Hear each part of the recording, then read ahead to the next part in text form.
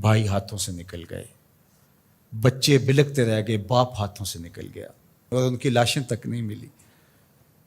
ان مجبوروں، ان بے بسوں، ان لاچاروں کے ساتھ کیا ہم عملی طور پہ کھڑے نہیں ہوں گے؟ یا صرف ہم ایک پوسٹ کر کے سمجھیں گے کہ اپنا حق ادا کر دیا، یا صرف اظہار تعصف کر کے، یا صرف ان کے لیے دعا کر کے ہم سمجھ لیں گے کہ کافی ہو گیا؟ یا ہمیں عملی طور پہ ان کے لیے مقدور بر کھڑا ہونا پڑے گا؟ ہمارا دین تو ہمیں یہی سکھاتا ہے۔ تو ان بلکتے ہوئے لاچار اور مجبور لوگوں کی مدد کے لیے جب ہم ان کے ساتھ عملاً کھڑے ہوں گے، ہم ان کی ضرورت کو پورا کرنے کے لیے اپنے وسائل کے ساتھ کھڑے ہوں گے، تو عرش کا رب کتنی کرم نوازی ہمارے اوپر فرمائے گا۔ اس لیے میں آپ سے کہوں گا کہ مختلف محلوں میں مختلف مساجد کی انجمنیں باقاعدہ فنڈ کر کے، باقاعدہ وہاں جا کر کے ان لوگوں کی مدد کریں، عملی مدد کریں، اور اس میں دیر نہ کریں۔ وقت بڑی تیزی کے ساتھ گزر رہا ہے، ان کا ایک ایک لمحہ بڑا قیمتی ہے۔ ایک وقت کا کھانا کھایا ہے تو دوسرے وقت کا کھانا نہیں ہے۔ کھلے آسمان تلے پڑے، وہاں خیموں کی ضرورت ہے، وہاں ادویات کی ضرورت ہے، وہاں پکے ہوئے کھانے کی ضرورت ہے۔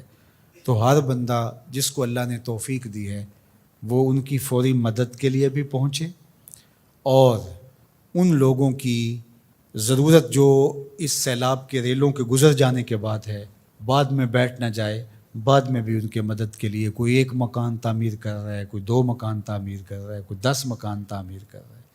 میں یہ کہہ رہا ہوں کہ ہر مسجد کے نمازی مل کے ایک ایک مکان اپنے ذمے لے لیں تو پاکستان کے اندر جو لاکھوں مساجد ہیں تو لاکھوں مکان ان کے بن جائیں گے۔ صرف مسجدوں کے نمازی مل کے، پورا محلہ 200 500 300 گھروں کا ایک محلہ ہوتا ہے، تو صرف وہ ایک ایک مکان اپنے ذمے لے لیں۔ یہ جتنے سکول ہیں، سرکاری ہیں، پرائیویٹ سکول ہیں، یہ ایک سکول 1 2 3 3 مکان اپنے ذمے لے لیں۔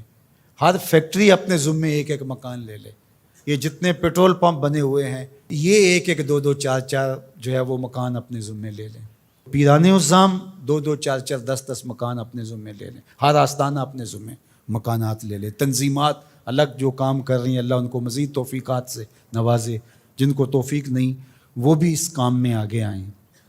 تو یہ کوئی اتنا بڑا کام نہیں، ہم کھڑے کر سکتے ہیں اپنے بھائیوں کو۔ انصار مدینہ کی مثال ہمارے سامنے موجود ہے۔ یہ جو قافلے آئے تھے مکہ المکرمہ سے تو سب کو چھوڑ کے آگے تھے، حضور نے ایک کو ایک کا بھائی بنا دیا، مواقعات مدینہ اسے کہتے ہیں۔ تو انہوں نے آدھا آدھا سامان، اپنے باغ، اپنی ساری چیزیں آدھی آدھی ان کے سپرد کر دی کہ آپ ہمارے بھائی ہیں۔ کائنات میں مدد، نصرت، اعانت اور یوں بھائی چارے کی کوئی اور دوسری مثال اس طرح کی نہیں ہے، اور یہ دین قیامت تک ہے۔ تو وہ سنت مسلسل ہونی چاہیے کہ ایک ایک فیملی اپنے ذمے لے لیں۔ اللہ نے آپ کو عافیت میں رکھا ہے، اللہ کے حضور اس نعمت کا شکرانہ ادا کرنا ہوگا، عملاً بھی، قولاً بھی، رویتاً بھی، اور اپنے وسائل اور اپنے مال کے ذریعے بھی۔ سیاسی لوگ بھی 2 4 ہفتے کے لیے اپنی ساری باہمی مخاصمتیں یہ معطل کر دیں اور ان اپنے بھائیوں کے ساتھ کھڑے ہو جائیں جا کے، اور حکومت وقت بھی ترجیحاً ان کو دیکھے۔ یہ باہر کے دورے، آگے پیچھے یہ جو کچھ ہو رہا ہے، یہ وقت نہیں ہے کچھ کہنے کا، ورنہ وہ کیا کسی نے کہا تھا کہ تمہارے بچے ہمارے ٹیکسوں سے پل رہے ہیں، ہمارے بچوں کو زرد سیلاب کھا گیا، ہمارے بچے پانی میں بہہ گئے، ہمارے مکان منہدم ہو گئے، اور تمہاری زندگیاں بہت اچھی گزر رہی ہیں، تھوڑی دیر نیچے آؤ، اترو اور ان کی اشک شوئی کرو۔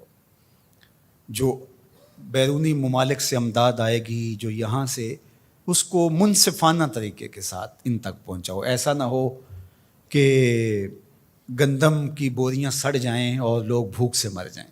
انہوں نے قیامت کے دن گریبان پکڑنا ہے۔ وہ بچے جن کی لاشیں پھول گئی ہیں ان پانیوں کے اندر، وہ نیم برہنہ بچے، کیا وہ قیامت کے دن گریبان نہیں پکڑیں گے؟ کیا جواب دے سکیں گے ہم اللہ اس کے رسول کے سامنے؟ ادارۃ المصطفیٰ اپنی بساط کے مطابق اپنے ان بھائیوں کے ساتھ کھڑا ہے۔ آپ ہمارے ساتھ کھڑے ہو جائیں، مل کے ہم کام کرتے ہیں۔ جس تنظیم کے ساتھ بھی آپ کا اطمینان قلب ہے، اعتماد ہے، اس کے ساتھ کھڑے ہو جائیں. یہ بڑی تیزی کے ساتھ کام کرنے کا وقت ہے، زیادہ سوچنے کا وقت نہیں ہے. فوراً کسی کے ساتھ جڑ جائیں، خود چلے جائیں، دوڑ پڑیں وہاں. آپ ان کے ساتھ کھڑے ہوں گے، وہ اپنے ساتھ آپ کو موجود پا کر ہی جو ہے ان کو تسلی ہوگی، تشفی ہوگی کہ یہ ہمارے درد میں ہمارے کوئی آنسو تو پوچھنے والا ہے.